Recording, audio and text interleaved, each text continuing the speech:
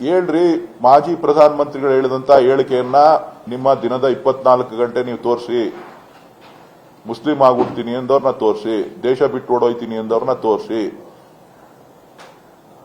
National parties ಅವಶ್ಯಕತೆ ಇಲ್ಲ ರಾಜ್ಯಕ್ಕೆ, ಪ್ರಾದೇಶಿಕ ಪಕ್ಷಗಳ ಅವಶ್ಯಕತೆ ಇದೆ ಅಂತೇಳಿ ಒತ್ತಿ ಒತ್ತಿ ಹೇಳುದನ್ನ ತೋರಿಸಿ.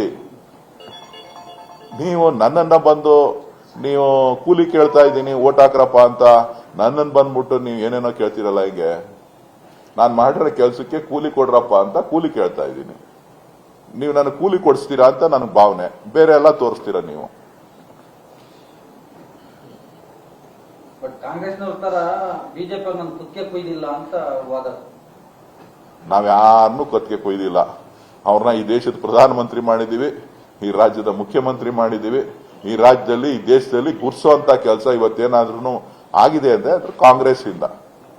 ಕಾಂಗ್ರೆಸ್ ಅವ್ರನ್ನ ಪ್ರಧಾನಮಂತ್ರಿ ಮಾಡಿರಲಿಲ್ಲ ಅಂದ್ರೆ ಯಾರು ನೆನ್ಸ್ಕೋತಾ ಇರಲಿಲ್ಲ. 30 ಜನ ಮುಖ್ಯಮಂತ್ರಿಗಳಲ್ಲಿ ಅವರು ಒಬ್ಬರಾಗಿರ್ತಿದ್ರು. ಹೌದಾ ಅಲ್ವಾ?